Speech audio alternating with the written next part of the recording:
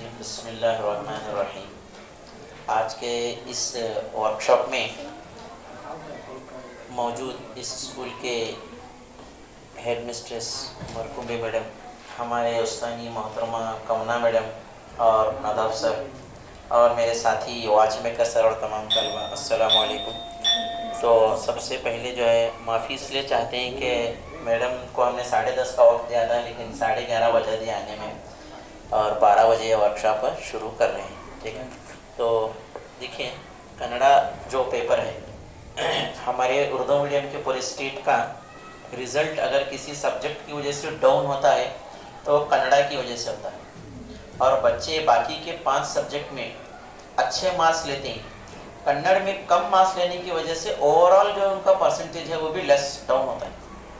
तो इसीलिए कन्नड़ा सब्जेक्ट पर ज़्यादा मेहनत करना है। अगर आप अपना परसेंटेज ओवरऑल परसेंटेज इंक्रीज करना चाहते हैं, ओवरऑल परसेंटेज को आप बढ़ाना चाहते हैं, तो कन्नड़ के सब्जेक्ट पर ख़ास तवज्जो देना। इसलिए कि अगर आप कन्नड़ को मुश्किल समझकर इस पर ध्यान नहीं देंगे, इसको नज़रअंदाज करेंगे, तो बाकी के सब्जेक्ट्स में अगर आप आउट ऑफ आउट भी लेंगे और कन्नड़ में 35-40 पर पास होंगे तो तुम्हारा बहुत डिफरेंस हो जाता है परसेंटेज पर। तो इसीलिए क्या है, इस सब्जेक्ट पर किस तरह मार्क्स को इंक्रीज किया जाए, कौन से पॉइंट्स पर ध्यान दिया जाए, लेसन में ऐसे कौन से टॉपिक्स हैं जिसको आपको उन टॉपिक्स पर आपको ख़ास तवज्जो देनी है, इन चीज़ों पर आज हम डिस्कस कर रहे हैं। ठीक है, तो सबसे पहले हमारा मिशन, हमारा जो मकसद है वो 100 मार्क्स का होना चाहिए। 20 तो तुम्हारे टीचर्स के पास हैं। ठीक है, आप लोग टीचर्स जो बताते हैं वो काम करेंगे तो आपको 20 के 20 पूरे देंगे। रोज़ाना स्कूल आएंगे, जो असाइनमेंट्स बोलते हैं वो देंगे तो वो पूरे के पूरे देंगे। ठीक है, और वो इसके बाकी के जो 80 मार्क्स हैं वो तुम्हारे पास हैं। 20 तो उनके पास हैं, 80 जो लेना है 80 मार्क्स वो तुम्हारे पास है। और एक चीज़ मैं बताना भूल गया, कोई भी पॉइंट आपको लिख लेना है तो भी लिख ले सकते हैं, सिर्फ सुनकर छोड़ो ना को। जो भी इम्पोर्टेंट लगता है कि इसको लिख लेना ज़रूरी है तो वो लिख लेंगे। ठीक है, इंपॉर्टेंट पूरा डिटेल मत लिखो, ये 20 पेजेस की PDF है, मैडम को हम बाद में व्हाट्सएप करते हैं, उसमें से जो इम्पोर्टेंट लगता है वो लिख कर लो। ठीक है, तो 80 मार्क्स की कोशिश, आपके हाथ में 80 मार्क्स, और 80 मार्क्स लेने के लिए इत्तेफाकन 80 डेज भी आपके पास है। आज के हिसाब से 31 आज है, कल से 1 जनवरी 2025 होते हैं, तो 80 दिन बचेंगे। अगर रोजाना 1 मार्क्स भी पक्का करेंगे तो 80 मार्क्स हो जाते हैं। समझ में आ रहा है? तो इसीलिए जो है नेक्स्ट एक चीज़ है, उतना ज़्यादा नहीं, नीचे इस यूट्यूब पर, इस एड्रेस पर कुछ लेसन्स भी है मेरे कन्नड़ा के जो उर्दू में समझाए गए। ठीक है, हाँ लास्ट में देता हूँ मैं, मोमिन से स्टडी सेंटर बोलकर है। ठीक है, हाँ अभी देखो थोड़ा उतना नहीं, नीचे थोड़ा ಫಸ್ಟ್ ಜನರಲ್ ಲಿಖಿತ ಯಾವ ವಿಷಯ ನಿಮಗೆ ಕಠಿಣ ಅನಿಸುತ್ತದೆ? ನಮ್ಮ ಉರ್ದು ಮಾಧ್ಯಮ ವಿದ್ಯಾರ್ಥಿಗಳಿಗೆ ಇಂಗ್ಲಿಷ್ ಸುಲಭ, ಇಂಗ್ಲಿಷ್ ಬ್ರಿಟಿಷರ ಭಾಷೆ, ಯುರೋಪಿಯನ್ನರ ಭಾಷೆ, ನಮಗಿಂತ ಎಷ್ಟೋ 1000 ಕಿಲೋಮೀಟರ್ ದೂರ ಇರುವ ಒಂದು ದೇಶದ ಭಾಷೆ, ಅದು ನಮಗೆ ನಮ್ಮ ಉರ್ದು ಮಾಧ್ಯಮ ವಿದ್ಯಾರ್ಥಿಗಳಿಗೆ ಈಸಿ. ಆದರೆ ಕನ್ನಡ ನಮ್ಮ ಸುತ್ತಮುತ್ತಲಿನ ಭಾಷೆ, ನಮ್ಮ ಪರಿಸರದ ಭಾಷೆ, ನಮ್ಮ ರಾಜ್ಯದ ಆಡಳಿತ ಭಾಷೆ, हमारे कर्नाटक के गवर्नमेंट की ऑफिशियल लैंग्वेज, बस पर बोर्ड कन्नड़ में मिलेगा, किसी ऑफिस में का नाम भी लिखना है तो पहला कन्नड़ में लिखना पड़ता है, सेकंड लाइन में किसी भी लैंग्वेज में लिखो। समझ में आ रहा है? गवर्नमेंट का कोई भी लेटर लिखेंगे आप, किसी ऑफिसर को, स्कूल में लिखो या तहसीलदार को लिखो, किसी को भी लिखो, तो भी आपको कन्नड़ में लिखना पड़ेगा। तो फिर भी हमारे लिए क्या है, कन्नड़ डिफिकल्ट हो रहा है, इंग्लिश ईजी हो रहा है कि नहीं है? तुम्हारे लिए कौन सा डिफिकल्ट लगता है? कन्नड़ डिफिकल्ट है। लेकिन तुम्हें ज़्यादा स्कूल छोड़ को बाहर जाओ, तुम्हें ज़्यादा कौन सा सुनते हैं? कन्नड़ सुनते हैं। मार्केट में तरकारी वगैरह खरीदने जाते हैं, वहाँ कौन सा सुनते हैं? है कि नहीं? इंग्लिश ग्लोबल लैंग्वेज बोल को बोलते हैं, लेकिन रोज़मर्रा ज़िंदगी में इंग्लिश इस्तेमाल नहीं होता। इंग्लिश साइड से पेपर लैंग्वेज, पेपर पर इस्तेमाल होता है, लेकिन कारोबार में, जो हमारे मुल्क की, हमारे कर्नाटक की बात करो, कारोबार में आप जाएंगे तो वहाँ पर आपको कोई दुकान बिजनेस चलाना है तो मुझे इंग्लिश अच्छा आते है बोले तो उन्हें कारोबार में, बिजनेस में फेल होते, उसे कन्नड़ बात करने आना तो उन्हें कारोबार कर सकता है, बिजनेस दुकान कर सकता है। हमारे खेड़े गांव के लोग आते हैं, कपड़े की दुकान लगाए हैं, ಇಂಗ್ಲಿಷ್ में बात करें तो गिराक आता है इसके पास है यही उनके कन्नड़ा बरदुल्री हम जो ಏನ್ ವ್ಯಾಪಾರ ಮಾಡೋದಾ बोलते हैं तो इसीलिए कन्नड़ा बहुत जरूरी है तो इसके कारण वजूहात क्या है देखो कन्नड़ कठिन ಎಂದು ನಮ್ಮ ತಲೆಯಲ್ಲಿ ಅಡಗಿದೆ ये टफ बायो बोल को हमारे दिमाग में बैठी हुई है वैसे लेकिन टफ लैंग्वेज नहीं है जो ग्रामर जो सेंटेंस फ्रेमिंग जो जुमला बंदी हमारे उर्दू की है वैसी ही सेम जुमला बंदी क्या है ये कन्नड़ की भी है मिसाल के तौर पर है अभी देखो ನಾನು ಶಾಲೆಗೆ ಹೋಗುತ್ತೇನೆ ठीक है देखो ये सेंटेंस है ನಾನು ಶಾಲೆಗೆ ಹೋಗುತ್ತೇನೆ कन्नड़ में इसका उर्दू में क्या होता है जी मैं स्कूल जाती हूँ या लड़का है तो जाता हूँ ठीक है इसको इंग्लिश में कैसा बोलेंगे I go to school ಹೋಗುತ್ತಿದ್ದೇನೆ का तो गोइंग हो ಹೋಗುತ್ತಿದ್ದೇನೆ बोले तो गोइंग होता है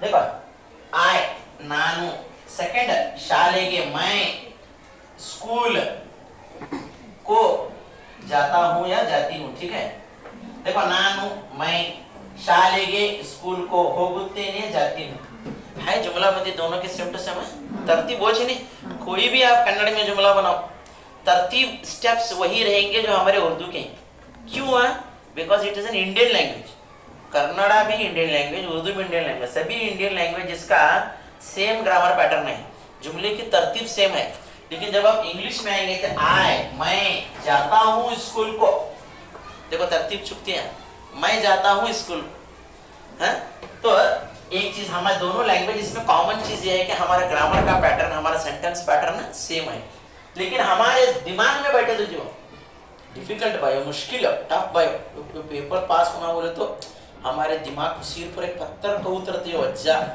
ऐसा हमारे सिर में एक मेंटालिटी माइंड में सेट हुए उसे माइंड सेट बोलते हैं वो माइंड में से निकालना हो ये डिफिकल्ट नहीं इजी है करके बोलो समझ में आ रहे सेकंड दिनालू वजह क्या है इसकी सेकंड दिनालू पाठ ओದುವ अभ्यासದ ಕೊರತೆ रोजाना स्कूल में जो लेसन होते हैं हमारा वो जाकर हमें पढ़ते हैं पढ़ रहे हैं हमें पहली क्लास से यूज करते हैं हमारे टीचर सर जो बोले क्लास में खत्म उसके बाद हमें किताब बंद रखे ये हमें कहाँ को बोलते हैं स्कूल में वो कन्नड़ पीरियड में बोलते हैं समझ में है कि नहीं रीजन ये 10 बरस की धूल जमी इसके ऊपर है इसीलिए तुम्हें वजन लग रहा है अगर तुम्हें रोजाना वो अपने स्कूल में घर जाकर पढ़े रहते हैं तो ये डिफिकल्ट नहीं बोलते थे पढ़ने से क्या होता है जी पढ़ने से हमारी तो जुबान दुरुस्त होती है जुबान पर हमारे अल्फाज आने लगते हैं हमें टीचर के साथ कन्नड़ में बात कर सकते हैं हमें बाजार में दुकान पर जाएंगे तो कन्नड़ में बोलने में हिचकिचाहट नहीं होती हमारा रीडिंग कम है इसीलिए वर्ड्स का एक्सपोजर भी कम है वर्ड्स जुबान पर हमारे जल्दी जल्दी नहीं आते मैं सोच को ये बोलूँ क्या नको पटने गलत हुआ तो क्या भी अडाएगा तो गले डर आते हैं हमारे अंदर एक फीलिंग है तो अब दिनालू पाठ ओदुವ अभ्यास जो है तो घर में लेसन पढ़ेंगे तो दीर्घ स्वर कौन सा है ह्रस्व स्वर कौन सा है अल्प प्राण क्या है महाप्राण क्या है अभी जैसे मिसाल के तौर पर है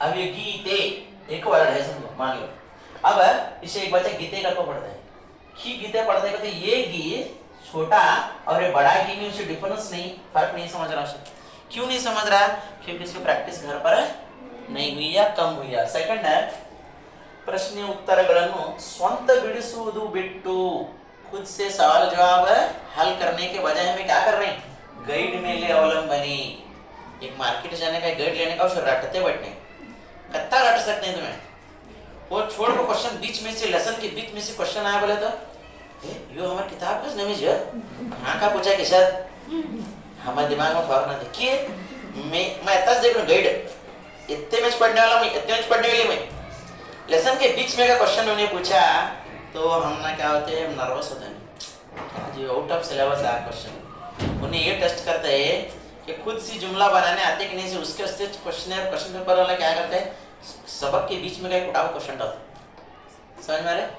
नेक्स्ट है ತರಗತಿಯಲ್ಲಿ ಕನ್ನಡ ಮಾತನಾಡದೆ ಉರ್ದು ಭಾಷೆಯಲ್ಲೇ ಮಾತನಾಡುವುದು कन्नड़ सब पीरियड में कन्नड़ टीचर के साथ कन्नड़ में ही बात कर, इंग्लिश पीरियड में इंग्लिश में बात कर। आता नहीं तो कैसा कैसा बात कर, क्वेश्चन आता नहीं सर, शुरू करे तो आते जे। एक बच्चा साइकिल लेते ही चलाने लगता है, क्या करता है, पहला ऐसा ढकल लेता जाता है, बाद में कहाँ पत्थर देखता जाता है, चढ़ने के वास्ते जरा ऊंचे पत्थर को वहाँ सपोर्ट लेकर चढ़ता है, हाफ पैडल चलाते हैं, बाद में चलाने लगता है। इस दौरान कई मरतबा गिरते भी नहीं है कि नहीं, इसकी चोट आती है, हाथ को पैर को मार लेते हैं, घर में शांडाते हैं, पड़ का या साइकिल चलाने गया है कि नहीं, लास्ट में परफेक्ट होते हैं। समझ में आ रहे, लेते ही फर्स्ट डे में साइकिल नहीं चला सकता। तो ऐसे ही क्या है, फर्स्ट डे से हमें कन्नड़ा में परफेक्ट नहीं होते, बोलते जाना तुम्हारे टीचर को मालूम रहता है कि इसकी गलती होती है, उनको मालूम रहता है, उन्हें उसे नजरअंदाज करते हैं। ये क्या है, हिंग हेड़े बका है कि तू हिंग या खेली दी कर कभी नहीं पूछते, कि उनको मालूम है बैकग्राउंड क्या है, हमारा उर्दू है, हमारी मादरी जुबान उर्दू है, हम अपने घर में उर्दू में बात करते हैं, हमें जहाँ भी हम अपने दोस्तों रिश्तेदारों के साथ मिलते हैं उर्दू में, वो नेचुरली है वो। अब किसी की कन्नड़ मादरी जुबान है, मदर टंग है, उन्होंने नेचुरली कन्नड़ में बोलता है अपने घर में, रिश्तेदारों में, दोस्तों अहबाब में। अब हमारी मादरी जुबान उर्दू है, तो हमें अपनी क्लास में हमें क्या करना है, कन्नड़ में हमारे लिए इजी बना लेना है। तो लास्ट वाले तवज्जो नहीं दे रही, कन्नड़ में अगर इजी तुम ना पास होना है, कन्नड़ में स्कोर करना है, कन्नड़ को सीखना है, तो क्या है जी, उसे तुम्हें रोज हाँ कन्नड़ में बात करना। अभी देखो गोवा में पान दुकान वाला भी इंग्लिश बात करता है नहीं, ठेला ले जाने वाले भी इंग्लिश बात करते हैं, की बात करते हैं, स्कूल गेस्ट की जब कितने सीखेंगे कर पूछेगा तो सर क्या जी गरीब है थे, सातवें शिफ्ट को छोड़ कर आया, देखो मैं बेलगाम वाला मैं यहाँ पर हूँ, लेकिन उन्हें इंग्लिश बात करते हैं। क्यों बात करते जी, सातवें शिफ्ट को छोड़ कर आया था स्कूल, क्यों है, उन्हें प्रैक्टिस कराया वहाँ जाकर, वहाँ के माहौल में उसे अपना लिया उन्हें, कि उससे अगर वहाँ इंग्लिश, वहाँ फॉरेनर्स आते हैं, गोवा में क्रिश्चियन ज़्यादा है, वहाँ इंग्लिश मदर टंग है लोगों की, और वहाँ बिजनेस मेन सोर्स है। अगर उन्हें इंग्लिश में बात नहीं करता तो उन्हें वहाँ अपनी ज़िंदगी गुजार नहीं सकता था, यहाँ उसे अपने घर चलाना मुश्किल हो गया था, इसीलिए उसने अपना गांव छोड़कर गोवा चला गया। तो वहाँ मजबूरी बनी उसकी सीखना, जो सीखे बगैर उसे चारा नहीं था। ऐसे क्या है, हमें कन्नड़ में पास होना चाहते हैं, कन्नड़ में स्कोर करना चाहते हैं, तो बोलना पहली शर्त है।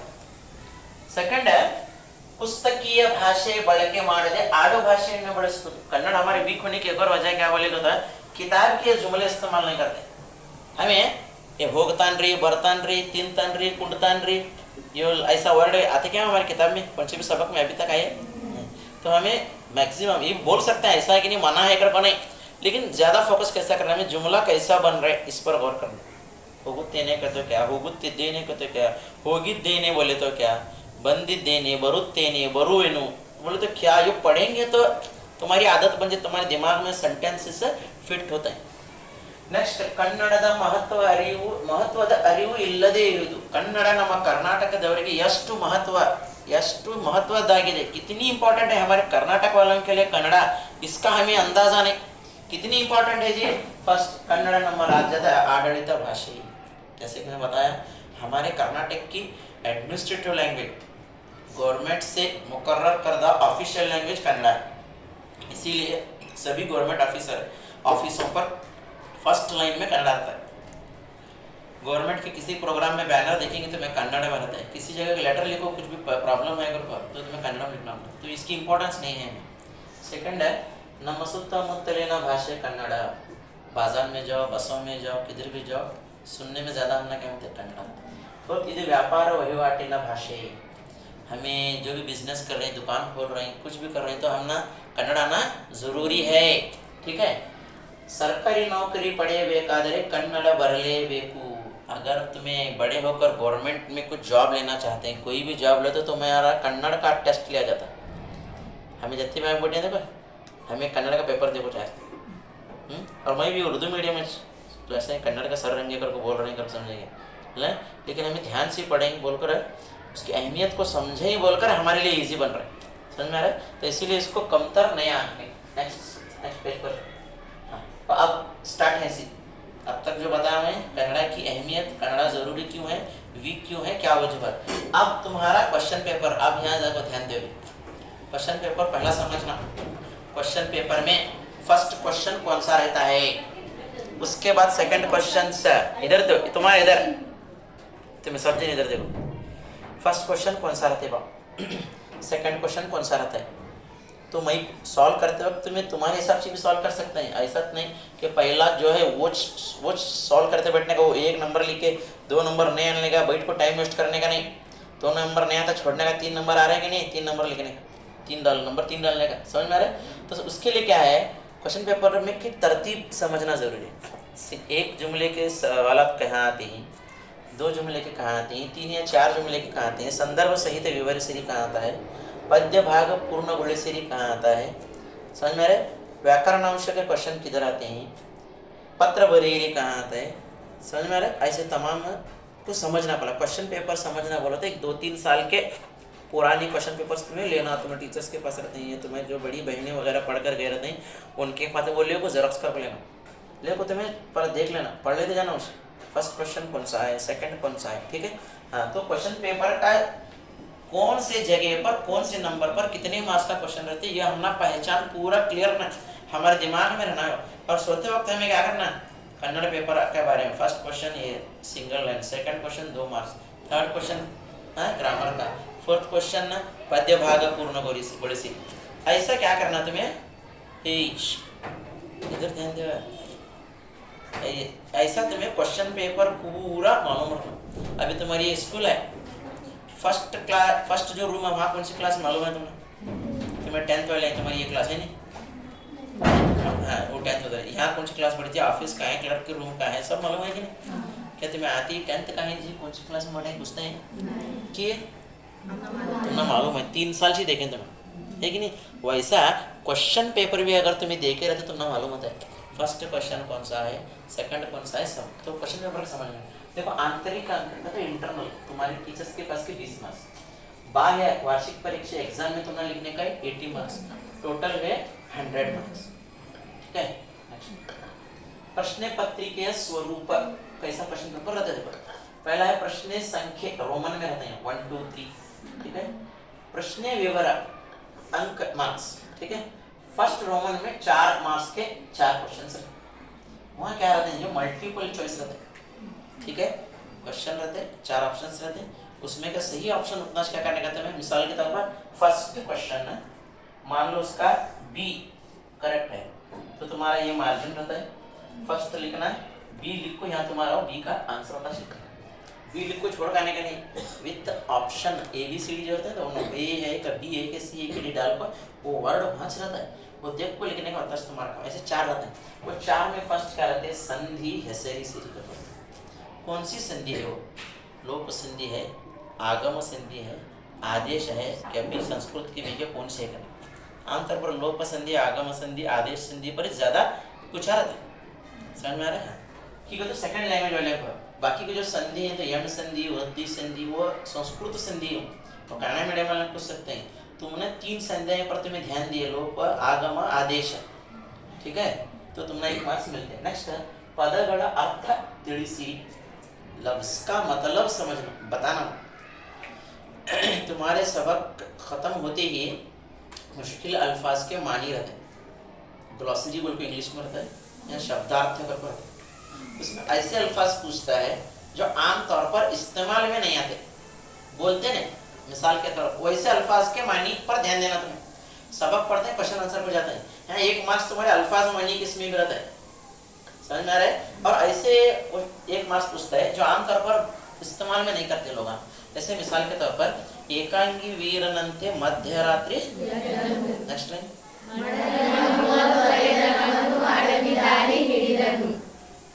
मड़दी मीन्स मड़दी, हाँ पत्नी, मड़दी करके कौन बोलते नहीं, है कि नहीं, पत्नी करके जो बोलते। तो ये पूछते मड़दी पदद अर्थ, 4 ऑप्शन देते, उसमें पत्नी एक होता है। हम ये पढ़े नहीं रहते, पोएम याद है हमना, मड़दी का तो मालूम है, अड़वी काड़ू, हाँ ऐसा काड़ू करके देता है। ठीक है, काड़ू करके दे सकता है,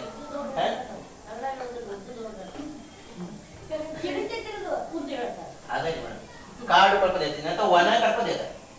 वना ऐसा भी एक वना है, देखो तुम्हारा वना मारा था गिली, ये वना बोले तो जंगल, ये वना बोले तो सूखा। ठीक है, तो ऐसे वर्ड्स देता है। समझ में आ रहा है। ಊಟ ಸಿಕ್ಕಾಗ ಹೊಟ್ಟೆ ಹೊರೆದು, ಜಾಗ ಸಿಕ್ಕಾಗ ಶಯನಗೈದು, ಈ ಜೀವನ ಕಳೆದರೆ ಆಯಿತು.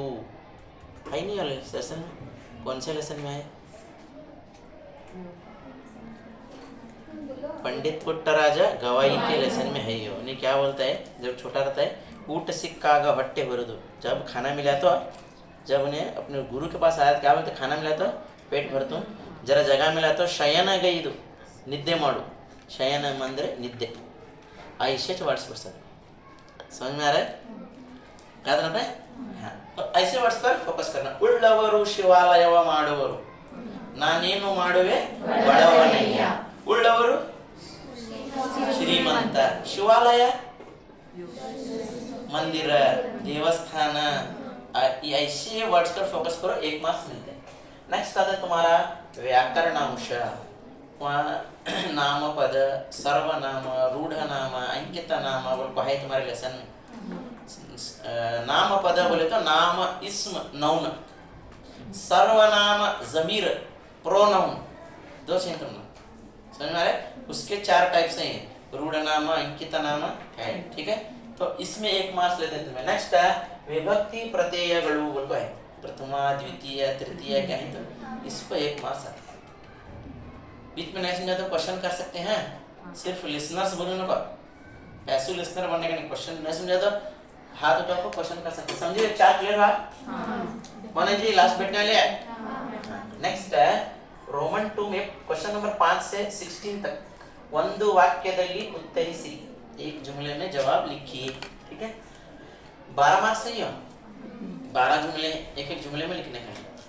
इसमें क्या है, गद्य. गद्य ಅಂದ್ರೆ ಗದ್ಯ ಪಾಠ. ಪಾಠದಿಂದ 6 ಅಥವಾ 7 ಪ್ರಶ್ನೆಗಳು. पद्य कवन पोयम ದಿಂದ 6 ಅಥವಾ 5 प्रश्न. इसमें 6 बचा, इसमें भी 6 पूछते हैं.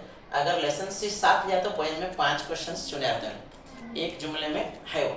ठीक है, नेक्स्ट क्वेश्चन नंबर रोमन 3 17 से लेकर 24. सवाल नंबर 17 से 24 तक 3 ಅಥವಾ 4 ವಾಕ್ಯಗಳಲ್ಲಿ ಉತ್ತರಿಸಿರಿ. 3 या 4 जुमलों में. 3 भी लिखे तो हो गया तुम्हारा काम, 2 मार्क्स मिलते. अब है क्या जी, गद्य लेसन में से 4 या 3, पद्य पोयम में से 3, पूरक बोध में से 1 या 2. या 1 पूछा था या 4 पूछा था. पूरक बोध में 2 लिया तो लेसन में 3 लगे. तो 3 अगर तुम्हें सेंटेंस में लिखेंगे तो 2 मार्क्स हासिल होते हैं. तो 9 से 16 में देखो, वो 8 वो 16 कितने में 24. स्टार्टिंग के 4 28 देखो ना. पासिंग पास हुए तुम इतना परफेक्ट कर तो पास हुए. अब इसके आगे का तुम्हें क्या लेते तो वो तुम्हारे से प्लस हो, बोनस हो. समझ में आ रहा है? 1 मार्क्स के 4 लिए, ये मल्टीपल चॉइस के 4 लिए, एक ಒಂದು वाक्य के 8 लिए, 12 यो 16. ठीक है, समझ में आ रहा है? हाँ, तो यहाँ तक तुम्हें पास हो जाते, इतने मैच पास होते हैं, इतना परफेक्ट करते पास है. अब आगे का जो है वो तुम्हारा स्कोरिंग है. पासिंग होगा, स्कोरिंग पर ध्यान देना का. रोमन 4 प्रश्न नंबर 25 कवि अथवा साहित्य परिचय. कवि परिचय है, कृतिकारर परिचय है. उर्दू में भी आता है. क्या आता है? मुसन्निफ का या अदीब का तारुफ लिखना. इतना जो पहला क्वेश्चन पेपर देख रहे हैं, कैसा लिखना है ये होने के बाद. ठीक है, कैसा करना है दिमाग में आएंगे. 1 मार्क्स लियो करेंगे, 2 मार्क्स लियो करेंगे, कैसा करना है वो क्वेश्चन पेपर एंड होने के बाद वहां से स्टार्ट होता है कैसा लिखने का. नेक्स्ट है रोमन 5 26 क्वेश्चन नंबर पद्यದ ಸಾರಾಂಶ. पद्य ಅಂದರೆ ಕವನ पोयम, सारांश ಅಂದರೆ खुलासा समरी. ठीक है, नेक्स्ट है रोमन नंबर 6 क्वेश्चन नंबर 27. देखो 3 मार्क्स के. देखो step by step 1 marks 2 marks 3 marks 4 marks में बढ़ता जाता है. अलंकार ಹೆಸರು, ಲಕ್ಷಣ ಹಾಗೂ ಸಮನ್ವಯ ತಿಳಿಸಿರಿ. ಇದು ಯಾವ अलंकार, रूपक अलंकार अथवा उपमा अलंकार. दो नहीं, 2 में का एक कौन सा भी आता है वो उसका बारे में बोलना. नेक्स्ट है क्वेश्चन नंबर 28 ಗಾದೆ ಮಾತು ವಿಸ್ತರಿಸಿ ಬರೆಯಿರಿ. ಗಾದೆ ಮಾತು ಅಂದರೆ कहावत, जरबुल मिसल, नाच न जाने आंगन टेढ़ा. कहावत है कि नहीं? इसे कन्नड़ में ಗಾದೆ ಮಾತು. ಕೈ ಕೆಸರಾದರೆ ಬಾಯಿ ಮೊಸರು. ಬೆಳೆಯುವ ಸಿರಿ ಮೊಳಕೆಯಲ್ಲಿ ಹೇಗೆ ऐसे ठीक है क्वेश्चन गा देंगे तो उर्दू में से कहावत जरबुल मिस्र बोलते हैं। नेक्स्ट रोमन 8 है क्वेश्चन नंबर 29 टू 33 तक ठीक है। संदर्भ सहित विवरित देखो 5 क्वेश्चन है, हर एक को 3 मार्क्स है। संदर्भ लेसन से 3 आने वाले। एक जुमला लेते हैं, ये जुमला किस लेसन का है, किसने किससे कहा और किस संदर्भ में कहा। संदर्भ मतलब कौन से बैकग्राउंड में, किस पस मंजर में, किस मौके पर ये जुमला कहा गया है। 3 लाइन आते हैं। किस लेसन से ಈ ವಾಕ್ಯವು ಒಣಮರದಗಿಳಿ ಪಾಠದಿಂದ ಆರಿಸಲಾಗಿದೆ, ಆರಿಸಿ बोलते इंग्लिश में ठीक है। ಈ ಮಾತನ್ನು ಇಂದ್ರನು ಗಿಳಿಗೆ ಹೇಳಿದನು। थर्ड जो लाइन आती है ಯಾವ ಸಂದರ್ಭದಲ್ಲಿ ಹೇಳಿದನು, किस मौके पर बोला, वो थर्ड लाइन लिखना ठीक है। नेक्स्ट पोयम से 2 आते हैं बच्चों। पोयम की एक लाइन उठा कर लेता हूं, समझ में? वहां तुम्हें क्या करना है, ಈ ಮಾತು ಈ ವಾಕ್ಯವು ಈ ಪದ್ಯದಿಂದ ಆರಿಸಲಾಗಿದೆ, वहां शायर का नाम भी लिखना पड़ता है। नेक्स्ट वो किस बैकग्राउंड में बोला हमें ठीक है। नेक्स्ट रोमन 9 है ಪದ್ಯ ಭಾಗ ಪೂರ್ಣಗೊಳಿಸಿರಿ। ಕಂಠಪಾಠ ಮಾಡಿರುವ ಪದ್ಯವನ್ನು ಪೂರ್ಣಗೊಳಿಸುವುದು। कंठपाठ जो करे रहते हैं, बाय हार्ट जो करे रहते हैं, वो पोएम को क्या करना है तुम्हें 4 लाइन रहता है ठीक है, वो कंप्लीट करना 4 मार्क्स। नेक्स्ट है 8 क्वेश्चन नंबर 35 8 अथवा 10 वाक्यಗಳಲ್ಲಿ ಉತ್ತರಿಸಿ। 8 या 10 जुमलों में 4 मार्क्स। तुम्हें खुद से ये क्या रहता है, किसी पोएम की समरी रहती है या तो किसी लेसन का एक कोई वाक्य पर क्वेश्चन पूछा रहता है ठीक है। नेक्स्ट 36 गद्य भागವನ್ನು ಓದಿ ಪ್ರಶ್ನೆಗಳಿಗೆ ಉತ್ತರಿಸಿರಿ। गद्य एक पैसेज, गद्य मतलब लेसन, लेसन मतलब पैसेज है। एक पैराग्राफ दिया जाता है, उसे पढ़ना, पढ़कर उस पर 2 सवाल आते हैं। 2 मार्क्स के 2 रहते हैं, टोटल 4 हैं तो 2 के 2 रहते हैं, 4 मार्क्स। और 37 प्रबंध बरी, एक एसे राइटिंग है, मजमून नवी एसे, उससे 4 मार्क्स। और लास्ट पत्र लेखन, एक लेटर राइटिंग, या तो खासगी पत्र भी लिख सकते हैं या व्यवहारिक पत्र भी लिख सकते हैं, उसे 5 मार्क्स। तो अब हुए 80 मार्क्स। क्वेश्चन पेपर का पैटर्न समझ में आया किसी को? अगर क्वेश्चन है तो पूछ सकते हैं, पूछ सकते तुम्हें सर ये क्वेश्चन के बारे में नहीं था भाई, क्लियर भाई? ऐसा तुम्हारा क्वेश्चन पेपर रहता है, तुम्हें इसे 2 या 3 एटलीस्ट में 3 क्वेश्चन पेपर दोहराओ। तुम्हें 3 क्वेश्चन पेपर में तुम्हारा मैक्सिमम 60 मार्क्स तो कवर होते हैं ठीक है, गुज़िश्ता साल के। अब चलो अब एक एक करके हर एक को डिटेल में समझने का इस नेक्स्ट ಅಲ್ಲಿ देखो ಒಂದು ಒಂದು ಅಂಕದ ಪ್ರಶ್ನೆಗಳು ಬಿಡಿಸುವ ಸರಳ ವಿಧಾನ। एक ये देखो ये तीनों लैंग्वेज को काम आते हैं। इसमें कुछ इस मेरे सेशन में कुछ टॉपिक्स ऐसे हैं जो इंग्लिश के लिए भी, उर्दू के लिए भी, कन्नड़ के लिए भी, तीनों में फायदा होता है। कुछ टॉपिक सब नहीं। तो देखो 1 मार्क्स का क्वेश्चन तुम्हें सॉल्व करना है तो क्या करना, देखो पहले समझ लो। प्रश्न स्टार्ट यहाँ से होता है, एक सेंटेंस रहता है, उसमें ಏನು, ಎಲ್ಲಿ, ಯಾವಾಗ, ಯಾರು, what, where, when, why, how much, how many English में रहता है। उर्दू में तुमने क्या डिफिकल्टी नहीं है ठीक है। अब देखो क्वेश्चन में अगर एनु बोलकर आता है, एनु का मतलब क्या, ಎಲ್ಲಿ मतलब कहाँ, वे ಯಾವಾಗ मतलब कब, ಯಾರು मतलब कौन, ಯಾರಿಗೆ मतलब किसे या किसको, यार मतलब किसका, ಏಕೆ मतलब क्यों, ಹೇಗೆ मतलब कैसे, ಎಷ್ಟು मतलब कितने, ಯಾವ ಯಾವುದು मतलब कौन सा ठीक है। हाँ अब देखो क्वेश्चन में अगर एनु बोलकर आने वाला अगर आता है तो तुम्हें आंसर में कोई माहिती लिखना पड़ता है, कुछ इंफॉर्मेशन लिखना पड़ता है, समझे? क्वेश्चन में अगर एनु बोल पाया तो आंसर में कुछ इंफॉर्मेशन लिखने का रहता है। मिसाल के तौर पर ಬೇಡನು ವಿಷ ಸವರಿದ ಬಾಣಗಳನ್ನು ಏನು ಮಾಡಿದನು, समझे? ಬೇಡನು विष सवरिद बाणಗಳನ್ನು ಏನು ಮಾಡಿದನು, तीर जहर में डुबाने के बाद क्या करें? ಬೇಡನು ವಿಷ ಸವರಿದ ಬಾಣಗಳಿಂದ ಜಿಂಕೆಗೆ ಗುರಿ ಮಾಡಿದನು। लेकिन ये हिरन को निशाना बनाता नहीं, बाद में हिरन छलांग लगा को चुका ली निशाना, वो बात अलग। तो पूछ रहे हैं, समझ में आ रहा है? ಗುರುರಾಜ್ ಕರಜ್ಗಿ ಅವರು ತಮ್ಮ ಶಿಷ್ಯಂದಿರಿಗೆ ಏನು ನೀಡಿದರು, कॉफी ನೀಡಿದರು। तो कॉफी ನೀಡಿದರು है कि नहीं माहिती है ठीक है। तो तुम्हें जो बदलना इतना, मिसाल के तौर पर मैं भी लिख रहा हूँ, गुरुराज करजगी ರವರು ತಮ್ಮ ಶಿಷ್ಯಂದಿರಿಗೆ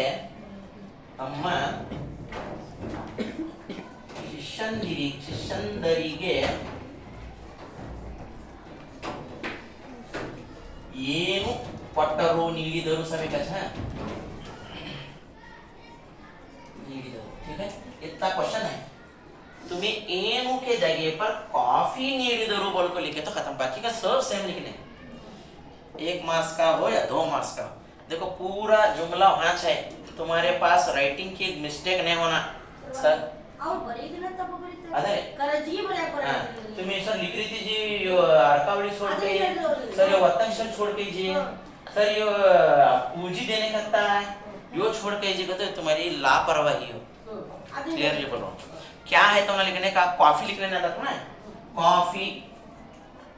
कॉफी यत्ता से बाकी तो सब है जी वहां है सिर्फ तुम्हारा ले को जोड़ लेने का आता हाँ उसकी प्रैक्टिस करो ठीक है तो ಏನು बोल को क्वेश्चन आया तो माहिती पूछता है किसी का नाम है कुछ तो एक जगह का नाम है कुछ तो चीज का नाम पूछता है ಎಲ್ಲಿ बोल को आया तो ಜಾಗ या ಸ್ಥಳ पूछता है ಕುವೆಂಪುರವರು ಎಲ್ಲಿ ಜನಿಸಿದರು ಕುವೆಂಪುರವರು ನಾಮನೇ ಛೆ ಕೂಕತ ಕುಪ್ಪಳ್ಳಿ ವೆಂಕಟ ವೆಂಕಟಪ್ಪ ಕೂಕತ ಪುಟ್ಟಪ್ಪ ಕುವೆಂಪುರವರು ಕುಪ್ಪಳ್ಳಿಯಲ್ಲಿ ಜನಿಸಿದರು तो ಕುವೆಂಪುರವರು भी है ಎಲ್ಲಿ के जगह पर ಕುಪ್ಪಳ್ಳಿಯಲ್ಲಿ लिखे तो खत्म ಬೇಡನಿಯಲ್ಲಿ ವಾಸವಾಗಿದ್ದರು ಅದಷ್ಟ ಹಾಕುದು ಕಾಡಲ್ಲಿ ಬಲ್ಲಿಗೆ ನೀವು ಪೂರ ಲಿಕ್ಕೋ ಎಲ್ಲಿಗೆ ಜಗಪ್ಪ ಕಾಡಿನಲ್ಲಿ ಗಿಳಿ ಎಲ್ಲಿ ವಾಸ ಮಾಡುತ್ತಿತ್ತು ಗಿಳಿ ವನ ಮರದಲ್ಲಿ ವಾಸ ಮಾಡುತ್ತಿತ್ತು ಎತ್ತಲಿಕ್ಕೆ ನಾವು ವನ ಮರದಲ್ಲಿ लिखा है हाफ मार्क्स देते तुम चेक करने वाले पूरा लिखने का देखो मैं बोल रहा हूँ क्या क्वेश्चन में पूरे लफ्ज पूरा है वहाँ 90% क्वेश्चन में है 10% तुम्हें लिखने का वक्त पर तुम्हारा फुल होता है तुम्हारा मार्क्स नेक्स्ट एल्ली बोले तो जागा लिखने का यावाग बोल को क्वेश्चन शुरू हो रहा है तो टाइमिंग लिखते हैं समय दिनांक अथवा वर्ष पूछते हैं या तो टाइमिंग पूछते हैं या तो ईस्वी आती है या तो वक्त पूछते हैं एल्ली बोल को वेर टाइम डेट लिख सकते यारू बोल को आया क्वेश्चन में तो व्यक्ति ಹೆಸರು होता है समझ में आ रहा है ಯಾರು ಬಲ್ಕೋ ಆಯಾ तो ವ್ಯಕ್ತಿಯ ಹೆಸರು ಶಿಷ್ಯಂದಿರು ಯಾರನ್ನು ಭೇಟಿಯಾಗಲು ಬಂದಿದ್ದರು ಶಿಷ್ಯಂದಿರು ಗುರುರಾಜ್ ಕರಜಗಿ ಅವರನ್ನು ಭೇಟಿಯಾಗಲು ಬಂದಿದ್ದರು तो ಯಾರು ಬಲ್ಕೋ ಆಯಾ तो व्यक्ति ಹೆಸರು ಯಾರಿಗೆ बोले तो भी व्यक्ति ಹೆಸರು चाहते फर्क यारा बोले तो किसका है व्यक्ति ಹೆಸರು चाहते फर्क क्या है बाद में यारू को तो सीधा सीधा कौन फर्स्ट पर्सन हो समझा ಯಾರಿಗೆ का तो किसको सॉरी यार का तो किसका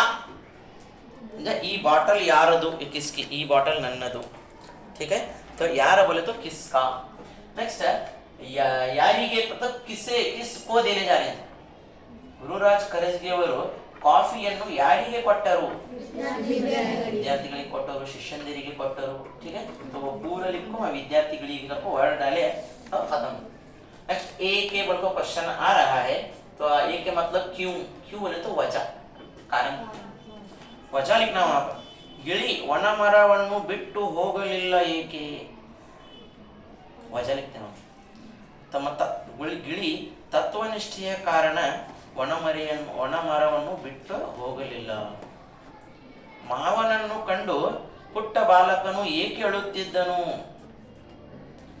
ಮಾವನ ಹಾರ್ಮೋನಿಯಂ ನುಡಿಸುತ್ತಿರುವುದರಿಂದ ಮಾವನನ್ನು ಕಂಡು ಪುಟ್ಟ ಬಾಲಕನು ಅಳುತ್ತಿದ್ದನು ठीक है तो यहाँ पर वजह रीजन लिखना है आपको उसकी उस काम की वजह पूछना है फिर हेगे मतलब कैसे रीति पद्धति तरीका लिखना है क्वेश्चन में अगर ही हाउ बोल को आता है इंग्लिश में कन्नड़ में हेगे बोल को आता है ठीक है तो किस तरह ये काम होता है उसका क्या तरीका है वो लिखेंगे आप यष्टु बोल को आया तो कितनी यष्टु मतलब कितनी तादाद लिखना है संख्या अथवा प्रमाण ಈ ಬಾಟಲ್ ನಲ್ಲಿ ಎಷ್ಟು ನೀರು ಇದೆ ಈ ಬಾಟಲ್ ನಲ್ಲಿ ಅರ್ಧ ಲೀಟರ್ ನೀರಿದೆ ಎಷ್ಟು ಪ್ರಮಾಣ ಸಮझ ಈ ತರಗತಿಯಲ್ಲಿ ಎಷ್ಟು ವಿದ್ಯಾರ್ಥಿಗಳಿದ್ದಾರೆ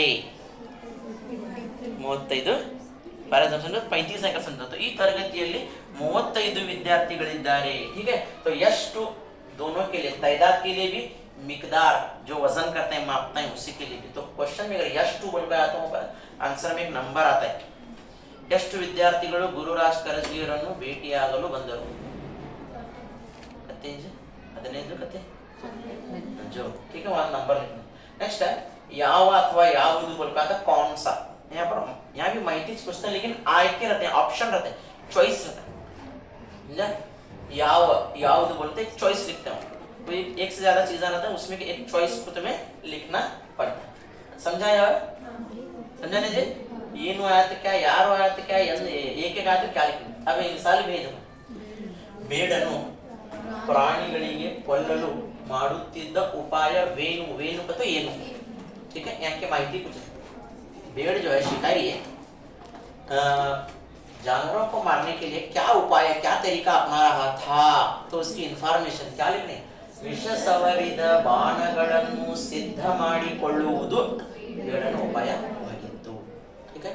नेक्स्ट देखो विषದ ಬಾಣವು मरಕ್ಕೆ ಏಕೆ ಏಕೆ मतलब क्यों, आंसर में क्या आने वाला, क्या लिखना है आंसर में, एक प्रकार आया था आंसर में वजह लिखना। क्यों विषद बाणವು मरಕ್ಕೆ ಏಕೆ ತಗುಲಿತು, क्यों जाकर टच हुआ वो दरख्त को जमीन, ಜಿಂಕೆಯು ಹಾರಿ ಬೇಡನ ಬಾಣದ ಹೊಡೆತದಿಂದ ತಪ್ಪಿಸಿಕೊಂಡಿತು। ಎತ್ತಾನೆ लिखना है तो ಜಿಂಕೆ ಹಾರಿದ ಕಾರಣ ಬಾಣವು ಮರಕ್ಕೆ ತಗುಲಿತು, वजह लिखना कारण लिखना। समझ में आ रहा है? नेक्स्ट है ಈ ನಾಡಿನ ಬೆನ್ನೆಲುಬು ಯಾರು, ಯಾರು बोले तो नाम आता है, ರೈತ ಈ ನಾಡಿನ ಬೆನ್ನೆಲುಬು, ಹಸಿ ಮಸಿ ಕೃಷಿ। ನೆಕ್ಸ್ಟ್ ಗಿಳಿಯ ಯಾವ ಗುಣವನ್ನು ಇಂದ್ರನು ಮೆಚ್ಚಿಕೊಂಡರು, देखो ಯಾವ बोले तो चॉइस है, चॉइस ಯಾವ बोले तो कौन सा का तो चॉइस। दुकान में जाते हैं कौन सा कपड़ा होना चाहिए, पूछते हैं 10 नमूने के दिखाता है, तो उसमें का एक चॉइस करते हैं कि नहीं, ಯಾವುದು ಬೇಕಿದ್ರೆ पूछते हैं हैं, तो ಯಾವ ಯಾವುದು बोले तो चॉइस है क्या। तो गिಳಿಯ ತತ್ವನಿಷ್ಠೆಯ ಗುಣವನ್ನು, देखो गिಳಿಯ ಯಾವ के जगह पर लिखे तत्वनिष्ठೆಯ ಗುಣವನ್ನು ಇಂದ್ರನು ಮೆಚ್ಚಿಕೊಂಡನು, क्वेश्चन मार्क ಕೂಡ फुल स्टॉप लगा। ठीक है।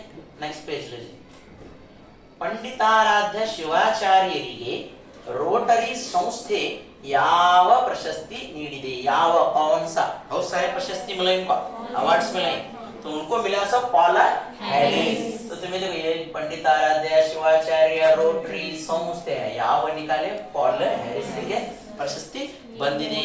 क्वेश्चन मार्क लिखने वाले नहीं है कि नहीं है, सर लिख रहे तुम्हें। ठीक है। नेक्स्ट ಪುಟ್ಟರಾಜ ಗವಾಯಿ ಅವರು ಎಲ್ಲಿ ಜನಿಸಿದರು, ಎಲ್ಲಿ, क्वेश्चन में ಎಲ್ಲಿ आया तो आंसर में क्या लिखना, जगह लिखना, प्लेस लिखना।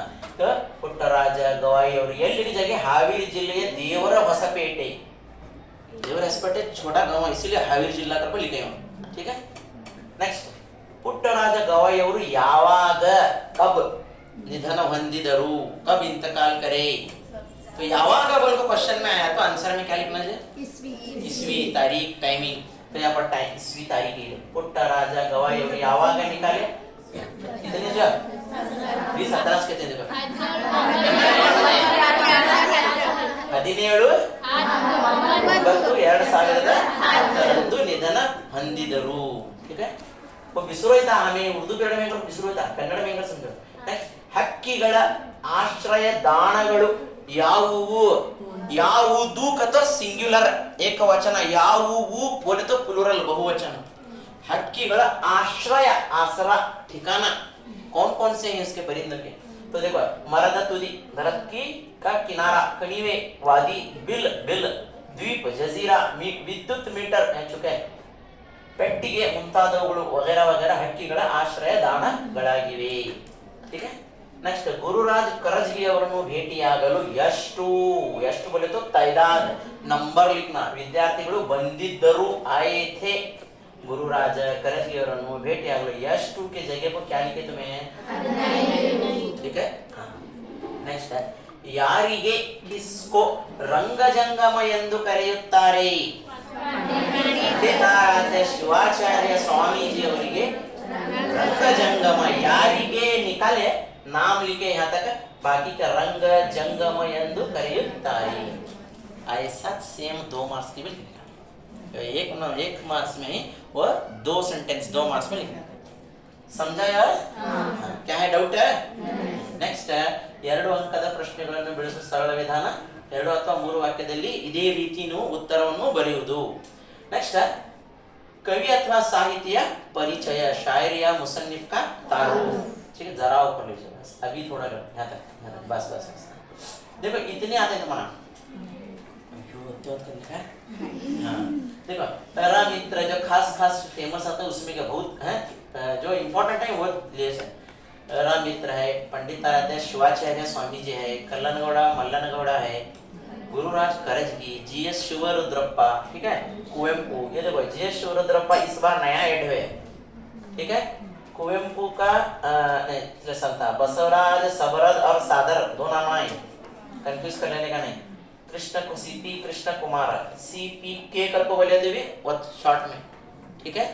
नेक्स्ट है एम गोपाल कृष्ण अडिगर बसवಣ್ಣ अक्का महादेवी कुमार व्यास का नारायणप्पा, असल नाम उसका गदुगिन नारायणप्पा, उन्हें फेमस हुआ कुमार व्यास के नाम से, मां होना है वो। तो इतने में से कोई एक क्या करते हैं तुम ना, तारुफ कवि परिचय लिखने का रहता है। अब कैसा लिखना, नेक्स्ट पेज। एक मिसाल देखो, तुम्हें पढ़ाई करने के लिए ऐसा शॉर्ट में बना लेना है, लेकिन तुम्हें जुमले में सेंटेंस में लिखना है, वाक्य रूपದಲ್ಲಿ बरेरी करके बोलता है, ठीक है। फॉर एग्जांपल अरामित्र, अब याद ऐसा करने के बाद ऐसा शॉर्ट नोट्स बना लेगा। पहला क्या आते हैं कवि परिचय में, एक तो सुनो तब तक याद रखने का ट्रिक्स बोलता हूँ। पहला नाम आता है इसका, कब पैदा हुआ, स्कूल कत्ती सीखा, सीखे बाद का किताबा क्या लिखा, किताबा लिखे बाद का इनाम मिला, लास्ट को मरिया इंतकाल हुआ, जिंदा रहा तो वो लाइन लिखने का नहीं, ठीक है। नाम, कब पैदा हुआ, स्कूल कितनी सीखा उन्हें, क्या डिग्री कौन सी तो ले आ रहा है, कौन कौन से किताबें लिखा है, कौन कौन से लिखे बाद का मेहनत करे बाद उसका अवार्ड मिलता है, इसे कौन सा अवार्ड मिला, लास्ट का कब इंतकाल हुआ। इतने 5 चीजें हैं। नाम, कब पैदा हुआ, कौन कितनी तालीम हासिल किया, कितनी किताबें लिखा, कौन से अवार्ड मिले, लास्ट को जिंदा रहा तो नहीं लिखने का, मरा रहा तो मरेगा तो लिखने का, ठीक है।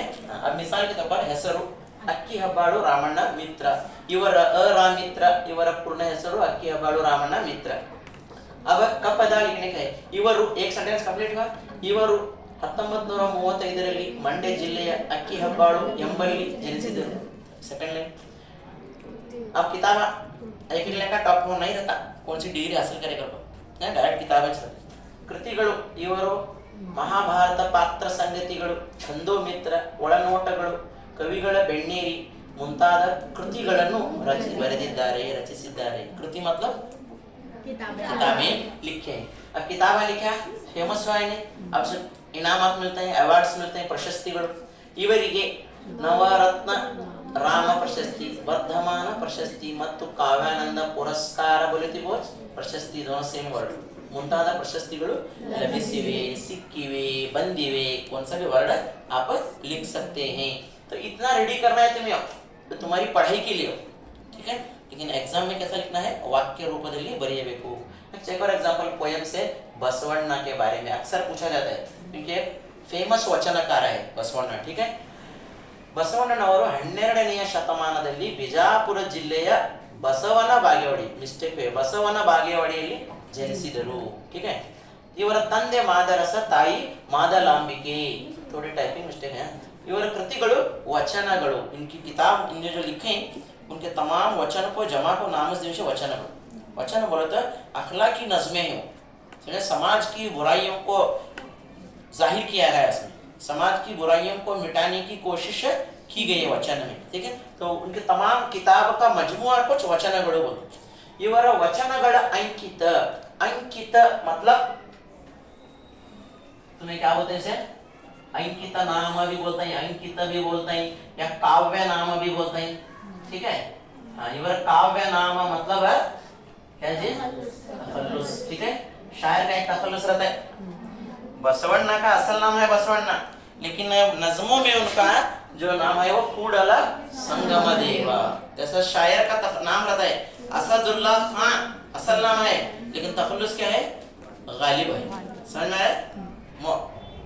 मोहम्मद इकबाल, इकबाल उनका तखल्लुस है। तो नाम अलग रहता है, लेकिन शायर क्या करता है, अपनी नज़मों में, अपनी शायरी में एक खास पहचान बनाने के लिए एक अलग से नाम रख लेता है, उसे तखल्लुस कहते हैं।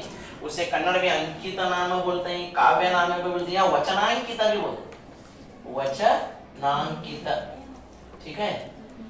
तो इतना इतना लिखेंगे तुम इससे जुमलों में लिखने का देखो 4 जुमले में तो खत्म तुम्हारा 4 मार्क्स मिलते ಮೂರನೇ ಸರಿ ಮೂರು ठीक है नेक्स्ट है पद्यದ सारांश नज्म का खुलासा ये भी तुमने क्या करना है जी कट करो ये भी क्या करना है स्ವಂತ ವಾಕ್ಯದಲ್ಲಿ ಬರೆಯಬೇಕು नज्म को तुम्हें जो मैडम समझा रही थी उसे पूरा ध्यान में रखना उसे पढ़ना और उसे अपने जुमलों में क्या करना है जी लिखना है नेक्स्ट आता है आपको अलंकार एक्सप्लेन ಮಾಡ್ತೀರಾ ಭಾವಾರ್ಥ ಹೆಂಗ್ ಬರೀಬೇಕು एक्सप्लेन ಮಾಡಿ इतना कौन सी भी पोएम है अभी देखो एकांगी वीरनंते मध्यरात्रि ಎದ್ದನು ಮಡದಿ ಮಗುವ ತೊರೆದನವನು ಬುದ್ಧನು ತನ್ನ ಅರಮನೆಯನ್ನು ತೆರೆದು ರಾತ್ರಿ ಏನೂ ಗೊತ್ತು ಗುರಿ ಇಲ್ಲದೆ ಕಾಡಿಗೆ ಹೋದನು समझा ತನ್ನ ಮಗು ಹಾಗೂ ಪತ್ನಿಯನ್ನು ಬಿಟ್ಟು ಅರಮನೆಯ ಮೋಹ ಮೋಹ मतलब मोहब्बत ने एक राजा का बेटा था तो ಅರಮನೆಯ ಮೋಹವನ್ನು ಬಿಟ್ಟು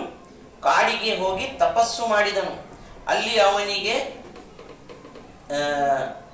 क्या बोलते हैं इसको ಜ್ಞಾನೋದಯ ಆಯಿತು ಹಾಗೂ ಮರಳಿ ಸಮಾಜಕ್ಕೆ ಬಂದು समाजಕ್ಕೆ ಜನರಿಗೆ मार्गदर्शन ಮಾಡಿದನು इस तरह क्या करना है आपको जुमलों में वो नज्म को पूरा करना है समझ में आ रहा है नेक्स्ट आता है अलंकार इसे हमारे इंग्लिश में भी है देखो उर्दू में भी है ठीक है फिगर्स ऑफ स्पीच बोलते हैं ठीक है तुम्हारे लिए फिगर्स ऑफ स्पीच जो है इंग्लिश में वो कितने हैं जी ಸರ್ ಅಲಂಕಾರ ಉರ್ದು ಏನಂತೀರಿ सन आते हैं अंतर में सन आते उर्दू उर्दू क्वेश्चन पेपर ದಾಗ ಐತ್ರಿ ಮೇಡಮ್ ಅದ ಈ ಅಲಂಕಾರ ಅನ್ನೋದನ್ನು ಇಂಗ್ಲಿಷ್ ನಲ್ಲೂ ಇದೆ ಉರ್ದು ಪೇಪರ್ ದಾಗೂ ಇದೆ ಕನ್ನಡ ಮೂರು ಕಾಮನ್ ಏನ್ರಿ ಅಲ್ಲಿ ಅಷ್ಟೇ ಮೂರೇ ಇರ್ಬೇಕ್ರಿ ಅದು ಒಟ್ಟ देखो simile metaphor and last one personification ये तीन चाहिए इंग्लिश में हई वो 18 लेकिन तुम्हारा पूछने का 3 ठीक है कन्नड़ में है रूप का अलंकार और एक उपमालंकार ये फर्स्ट ये सेकंड ये है ठीक है उर्दू में भी है इसे सनाते तशबीह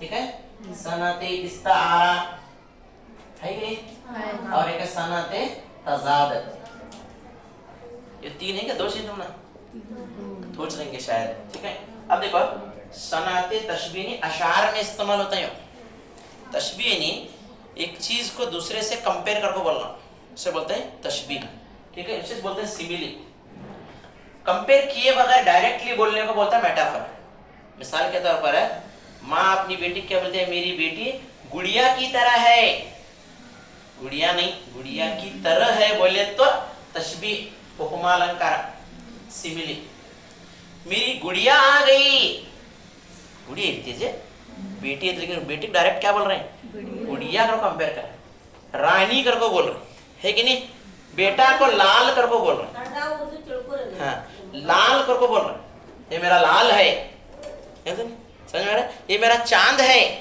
बोले चांद रहता है बेटा से रहता है चांद है बोल को बोले मेटाफर रूपक अलंकार चांद की तरह है बोले तो तशबीह फर्क है विदाउट कंपैरिजन बोले उपमा अलंकार सॉरी रूपक अलंकार कंपेयर कर को बोले तो उपमा अलंकार एक पर्सोनिफिकेशन एक किसी चीज को जानदार की तरह पेश करने को बोलते हैं पर्सोनिफिकेशन तुमने लेकिन वो नहीं है ये 2 चीज तुमने ऐसे से लिखो ठीक है तो यहाँ पर भी मैं निकाल रहा हूँ अभी कुछ एग्जांपल में यार तुमने समझ में क्लियर होता है पहले देखो अलंकार यानी क्या इसे इंग्लिश में फिगर्स ऑफ स्पीच उर्दू में सनाते ही बोली ಮಾತಿನಲ್ಲಿ ಪ್ರಭಾವ ಹೆಚ್ಚಿಸಲು बातों में असर पैदा करने के लिए ಹಾಗೂ ಕೇಳುವವರಲ್ಲಿ ಆಸಕ್ತಿಯನ್ನು ಹೆಚ್ಚಿಸಲು सुनने वालों में दिलचस्पी पैदा करने के लिए इंटरेस्ट को जगाने के लिए उनके ಚಮತ್ಕಾರಿಕ ಶಬ್ದಗಳನ್ನು ಬಳಸುವುದಕ್ಕೆ अलंकार ಎನ್ನುತ್ತಾರೆ चमत्कार लफ्जों को ऐसे लफ्ज इस्तेमाल करना जिससे सुनने वाला मुतासिर होना सुनने की दिलचस्पी बाकी रहना उसे बोलते हैं अलंकार ಮಾತಿನಲ್ಲಿ ಪ್ರಭಾವ ಹೆಚ್ಚಿಸಲು ಹಾಗೂ ಕೇಳುವವರಲ್ಲಿ ಆಸಕ್ತಿ ಇಂಟ್ರೆಸ್ಟ್ ದಿಲಚಸ್ಪಿಯನ್ನು ಹೆಚ್ಚಿಸಲು ಚಮತ್ಕಾರಿಕ ಶಬ್ದಗಳನ್ನು ಬಳಸುವುದಕ್ಕೆ ಅಲಂಕಾರ ಎನ್ನುತ್ತಾರೆ. ಎರಡು ವಿಧಗಳು, ಎರಡು ಪ್ರಕಾರಗಳು, 2 types. नंबर देखो समझ में आया? अपने अल्फाज में असर को पैदा करने को उससे बोलते हैं अलंकार. अलंकार का लफ्जी मतलब है सजाना. ಮನೆಯನ್ನು ಅಲಂಕರಿಸಲಾಗಿದೆ, वार्षिकोत्सवದಲ್ಲಿ ಶಾಲೆಯನ್ನು ಅಲಂಕರಿಸಲಾಗಿದೆ. अलंकार मतलब सजाना है. तुम्हारे बातों को सजा को बोलते हैं. बढ़ा चढ़ा कर पेश करने को अलंकार कहा जाता है. 2 types है, ಎರಡು ವಿಧಗಳು. ನಂಬರ್ 1 ಶಬ್ದ ಅಲಂಕಾರ, ಎರಡನೇದು ಅರ್ಥಾಲಂಕಾರ. ಶಬ್ದ ಅಲಂಕಾರ, ಶಬ್ದಗಳ ಚಮತ್ಕಾರದಿಂದ ಹೇಳುವುದಕ್ಕೆ ಶಬ್ದ ಅಲಂಕಾರ. अर्थ चमत्कारದಿಂದ ಹೇಳುವುದರೆ अर्थालंकार. इतना फर्क. सिर्फ लफ्जों में बोले तो अर्थ शब्द अलंकार, शब्द बोले तो अल्फाज, मतलब में चमत्कार करे तो अर्थालंकार. अर्थ मतलब यानी मतलब. ठीक है, मिसाल के तौर पर देखो, यहाँ तक बस. देखो ಶಬ್ದಗಳ ಚಮತ್ಕಾರದಿಂದ, अल्फाज के चमत्कार से काव्यದ ಸೊಬಗು, नज्म की, शायरी की खूबसूरती को बढ़ाना. ऐसे अल्फाज इस्तेमाल करना जिससे शायरी की खूबसूरती में इजाफा हो. काव्यದ ಸೊಬಗು ಹೆಚ್ಚಿಸುವಂತಹ ಕುಶಲತೆ, महारत हर एक ले बनाई थी. हर एक ऐसे अल्फाज नहीं बोलता. ठीक है, तो ऐसे अल्फाज इस्तेमाल करना जिससे शायरी में वजन पैदा हो, असर पैदा हो, उसे कहते हैं शब्दालंकार. फॉर एग्जांपल, बल्लवने बल्ल बेल्लद रुचि. देखो बल्ल बेल्ल, बेल्ल मतलब गुड़. गुड़ तो सब जने को मालूम है, सब जने खाए रहते हैं, मीठा रहता है. अब ने क्या बोल रहे, बल्लवने बल्ल बेल्लद रुचि. बंदर क्या जाने अदरक का स्वाद, बोलते कि नहीं? हैं? तो मतलब क्या, जिसे उस चीज की अहमियत है वही उसकी कदर करता है. इसका मतलब इतना बोलने से उन्हें क्या बोलते हैं, बल्लवने बल्ल बेल्लद रुचि. ಎಳೆ ಗಿಳಿಗಳ ಬಳಗಗಳು, ಎಳೆ ಕಥ ಅभी जो छोटे परिंदे रहते हैं, ಗಿಳಿ परिंदे, ಬಳಗ ಅಂತ ಗ್ರೂಪ್. ನಳನಳಿಸಿ ಚಮಕ್ತೇವೆ, ಬೆಳೆದ ಕಳವೆಯ ಎಳೆ ಕಾಳಿಗೆ ಆಶಿಸಿ ಬಂದವು. क्या करे, एक शख्स दाने फेंके, उसकी आस को परिंदे आ रहे हैं, इतना बोलते. दाने खाने के लिए परिंदे आ गए. सिंपल, क्या भी अल्फाज का चमत्कार नहीं है, लेकिन उन्हें क्या करें, ಎಳೆ ಗಿಳಿಗಳ ಬಳಗಗಳು ನಳನಳಿಸಿ ಚಮಕ್ತೇವೆ, ಖುಷಿ से ಬೆಳೆದ ಕಳವೆಯ ಎಳೆ ಕಾಳಿಗೆ आशीषी बंदो. हमारे उर्दू में देखो, फॉर एग्जांपल अल्फाज का इस्तेमाल है, अल्फाज का चमत्कार है. पत्ता पत्ता बूटा बूटा हाल हमारा जाने है. पत्ता पत्ता बूटा बूटा हाल हमारा जाने है. जाने न जाने गुल ही न जाने, बाग तो सारा जाने. मतलब क्या, एक सिंपल मुझे शब्द ने पहचान दीजिए गोकाक में, मुझे मालूम है कौन से ऐसा इस बात में कुछ भी असर नहीं है. सिंपल बोल रहे, गोकाक में शब्द ने पहचान दीजिए. मुझे कुछ एकला नहीं पहचान रहा मुझे, तो उसे शायर क्या बोल रहे हैं, पत्ता पत्ता, बच्चे से बच्चा मुझे मालूम पहचानता है, बोलते कि नहीं है. मैं यो गली में से जरा गया, 10 जने मुझे सलाम करते हैं कि बच्चे से बच्चा को मुझे पहचान है. तो उसने क्या बोला शायर, पत्ता पत्ता बूटा बूटा, बूटा कहते हैं शाह, जड़ी बूटी कहते हैं. बूटा बूटा हाल हमारा जाने है, मैं कौन हूँ, मेरी पहचान है से. जाने न जाने भूल ही न जाने, फूल कुछ मालूम नहीं, तुझे तो मालूम है मैं कौन हूँ, लेकिन सारा गाँव मुझे पहचानता है. इतना बोलने से जो क्या बड़ी बात है जी.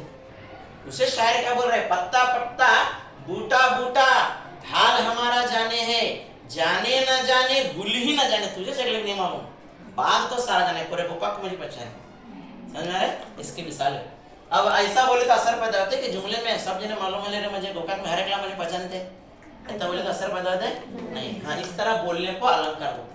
झूठों ने झूठों से कहा है सच बोलो, झूठों ने झूठों से कहा है सच बोलो, सरकारी ऐलान हुआ है सच बोलो.